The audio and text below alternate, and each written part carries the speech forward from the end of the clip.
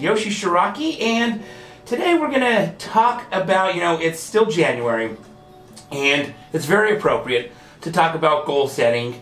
It's very appropriate to talk about how we're going to hit these goals. A lot of people have New Year's resolutions. We're still early in the game where people are still, I would say, doing a good job of working towards their goal, right? There's a statistic out there, and I don't know exactly what that stat is, but most people fall off their New Year's resolution. I think I want to say the first month, 30 days-ish, something around that time frame. And basically, there's a lot of reasons why this happens. And so one of them is primarily because they have a goal, but they don't have a map. They don't have a map in place on how to achieve that goal. So I'll give you an example. We discussed this a couple weeks back, and I got some good feedback from people who said I'd never heard it like that. That was a really good example of the importance of having a roadmap. Again, people have these goals, for whatever goal there may be, but they don't actually have a map in place that's going to help them get there. So here's the example that I shared. It was last month. It was before New Year's, right when we were getting ready to talk about setting goals and accomplishing these goals for the new year. And now we're in the new year. And since a lot of people probably did not hear that episode, I am going to share this particular example again just because how much good feedback we got on it. So here we go. Let's just say hypothetically you are in Toronto, Canada. Whether you live there, you're visiting there, or for whatever reason, you are in Toronto, Canada. And your goal is to go to this exact house in Panama City, okay? So you've got a buddy, he's like, hey man, there's a bunch of us, we're going down to Panama City, we're gonna stay at a friend or a relative's house that he knows down there, and here's the address, 1234 Panama City, right? Now, your goal is Panama City, you want to go, you're for whatever reason in Toronto. Now, you could do this two ways. You could try and achieve this goal without a map, or you can try and achieve this goal with a map. And if you try to achieve this goal with a map versus without a map, which do you think you're going to have the better results with? One, you're probably going to get there with a map. Two, you're going to most likely get there in the least amount of time if you use a map that knows what it's doing. So for instance, if you were to go into Google, which is what I did, I went on to Google and I Googled the actual road, the path from Toronto, Canada to Panama City, then you're more likely to achieve that goal versus without a map. So let me give you an example. If you can't use a map, you're going to get in your car and you're in Toronto and you got to start heading south. You got to head into the U.S. and then from the U.S. you got to cross the border into Mexico and then a bunch of other countries just to get to Panama. And we're going to Panama City, right? And so what will probably happen is you'll get in your car and head down a couple hours, maybe you get 4 hours into it, and then you realize you need gas. Now you don't have a map, so you're guessing which freeway is the best freeway to jump on that's going to lead you most likely to Texas, right? Somehow you got to get to Texas, because Texas is where you're going to cross the border into Mexico. And so you've now driven 4 hours and you don't have a map. You get to the first gas station and of course now you're wondering, oh man, I hope I'm going the right way. At least I'm hoping I'm going the most productive way, effective way. So you ask the gas station, hey, am I on the gas station, person, am I on the right way to Texas? Of course, you're going to get a lot of bad advice from people who have also not tried to achieve this same goal, right? And that happens all the time. Think about it. You set a goal, you want to do something, and you start asking your friends, you start asking your parents, you start asking your family, what do you guys think? How should I go about doing this? Yet they've never done it either. It's just like getting to the gas station and asking somebody, in Canada or just at the border of the Canadian-U.S. border, am I going in the right direction that's going to take me to Texas the fastest, right? And they're going to, you're going to have some people that say, I think you are. I think you should head on this freeway. It goes south. And so you get on it. And you drive another 4 hours and you get to a gas station the next day and fill up gas and that person informs you, well, yeah, you've come south, but you've come southeast. You should probably go southwest. So you may want to drive back to that first gas station and take the other freeway. So you just lost half a day, 4 hours in driving, and now you got to drive back another 4 hours, and now you've lost 8 hours. So you lost a whole day, right? And so now you're calculating these days because you need to get to Panama City before your friends leave. And so you're trying to get there in the most productive, quickest way possible. So obviously along your adventure of trying to achieve your goal, if you don't incorporate an accurate map that you can somehow research, in this case Google Earth or Google Maps was how I researched the path from Toronto to Panama City. If you can't research, and there's so much content right now on the internet that you could probably put together a pretty good map, but the best map is obviously going to be somebody who knows the exact route, like Google Earth or Google Maps, or somebody who's done this trip over and over and over, who's achieved this goal, right? Somebody who knows exactly the path to take to achieve this goal. So you don't want to get tons of bad advice along the way from people who have never even accomplished this goal themselves. You want to try and find people who've already accomplished the goal, and as Tony Robbins would say, model those people, copy those people, duplicate what those people have done, and follow their path. Okay, so this is pretty interesting because I thought I'm a pretty adventurous person. If somebody gave me the challenge to get from Toronto to Panama City without any maps, and there was a purpose, there was an actual reason, it wasn't just for the sake of doing it, I'd be game to attempt it. I'm pretty adventurous. I think it'd be fun.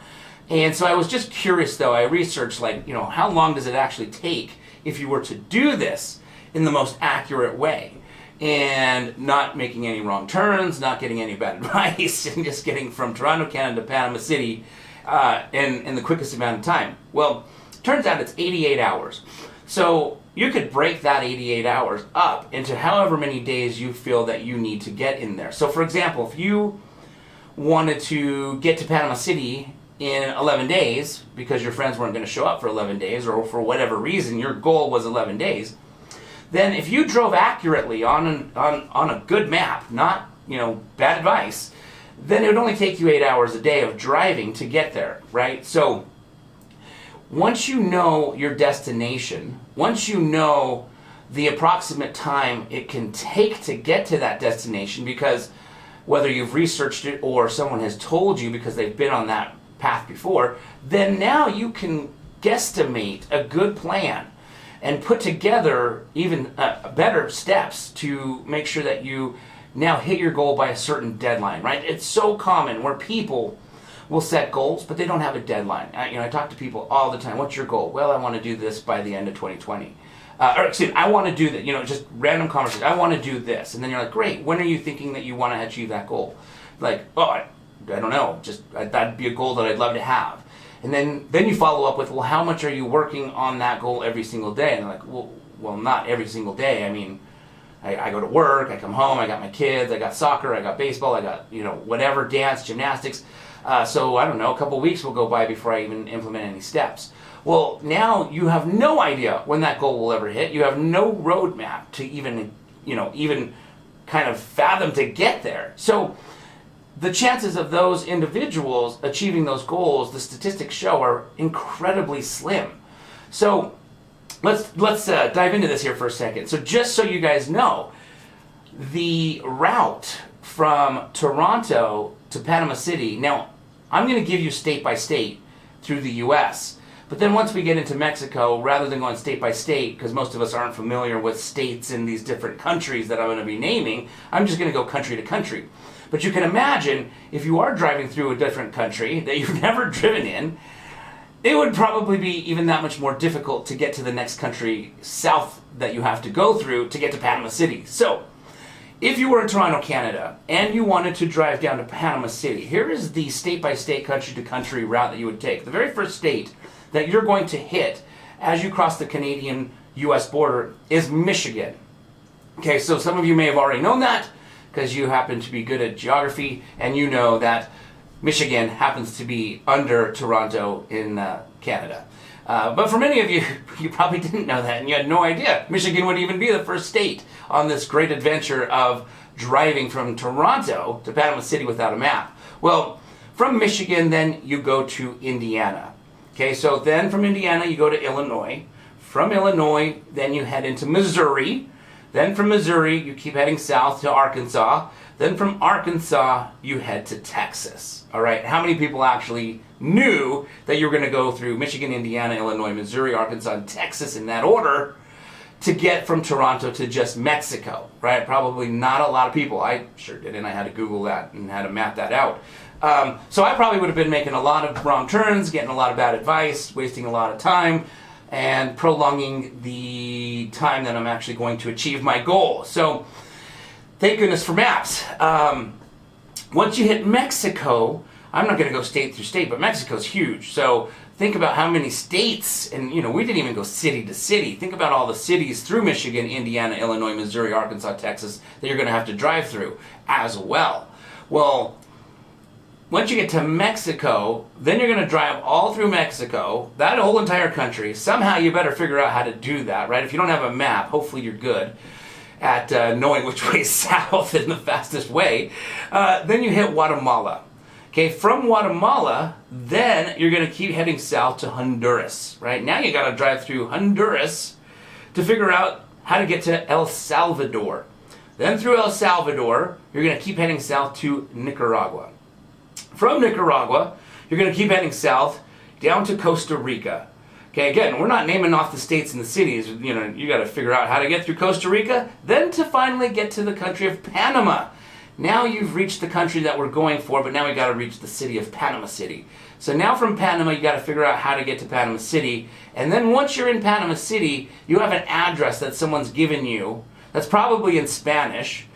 And now you have to get to that house, 1234 House Street in Panama City, right? Without a map. And I mean, think about, gosh, how many times do you drive just here in Salt Lake or in the state of Utah with, without a map? Somebody tells you, yeah, meet me at, 4200 South and 6700 East. And you think, those coordinates are generally easy. I'll drive there. But little do you know, the tracks, blocks the road, and then there's a river or a creek, and then you got to go around it, and now you're lost, and then you just pull up your Google Maps, and it takes you there in 2 seconds.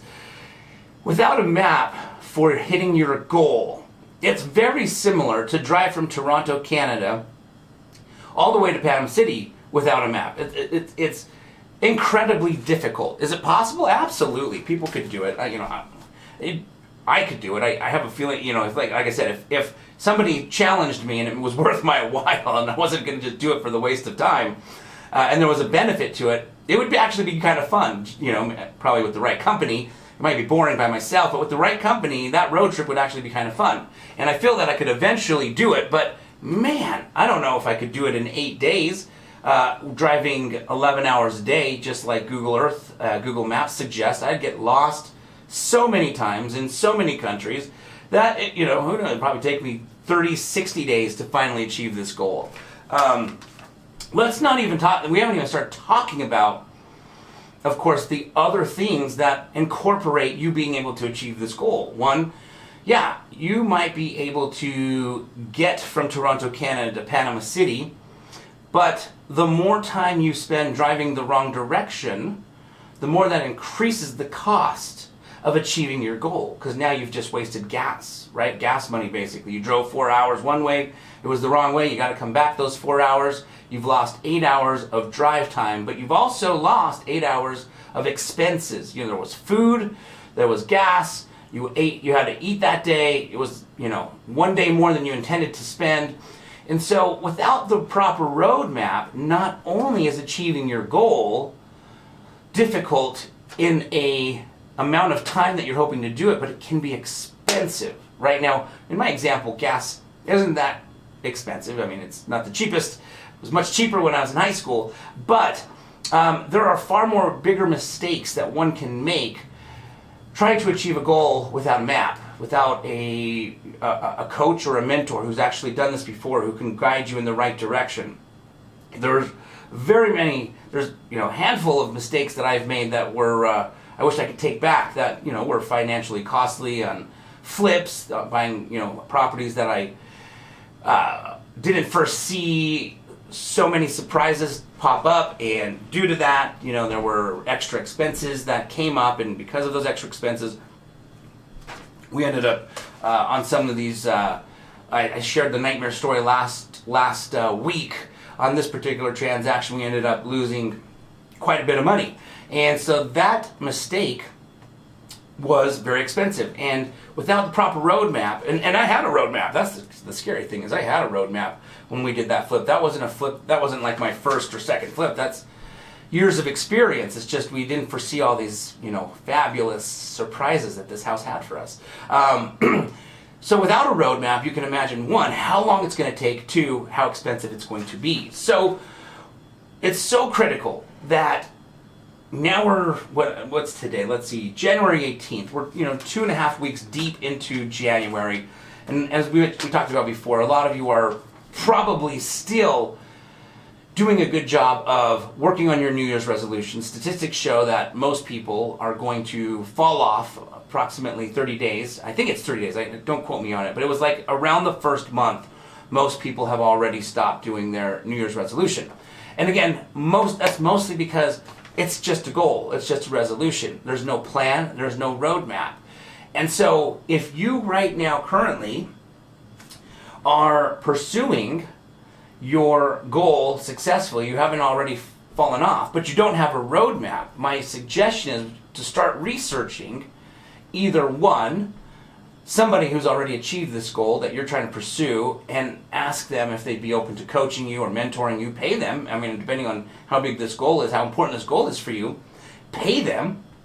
And two, start researching a good roadmap and plan on, off the internet. Like I said, there's so much information on the internet. And the reason you will have more success doing this is because more likely than not, if you have somebody who's taking you down the right path, or you research the right path on the internet, you've done a lot of homework, done a lot of research, figured out that, just like I did on Google Maps, this is probably the best route to go, you're more likely to keep hitting small steps of success, right? If you keep hitting small steps of success, it keeps you motivated to continue to press on. However, if you keep making wrong turns, keep heading the wrong direction, keep getting bad advice, and keep having to go back from where you came, losing time, eventually you're going to get discouraged, and 1 month into your goals, you're going to slowly, or maybe quickly, depending on who you are, start the process of no longer pursuing it. And before you know it, you're just not even pursuing your goal anymore, your New Year's resolution. And your New Year's resolution now becomes next year's New Year resolution, because it was last year's resolution as well. Because eventually you want to get that goal, but you don't have a map to it. So it's a goal that you end up procrastinating because you can't figure out how to do it. You can't figure out how to get there. And that is typically, statistics show, the fact that you don't have a map, the fact that you haven't written out this plan, statistics will show that you will eventually stop pursuing your goal because your activity toward your movement, your momentum towards the final finish line becomes more and more, mentally challenging. You don't feel like you're even making progress. So eventually you start to stop. So definitely put together a goal, put together a map, and research this, figure out the fastest way to get there, and you're more likely going to be able to keep the momentum, keep the progress going. And I promise you, as long as your progress and momentum keep going in the right direction, you're just not going to stop until you officially hit your goal. You start the process of stopping when your momentum stops, because you basically don't have the greatest roadmap in front of you, or a coach who's telling you the perfect direction to go. So get that, we're still early in January, get those things lined up. I want you to be able to keep pushing forward with progress, with momentum, so that you can achieve these goals. So many of my friends that I have come on this show who are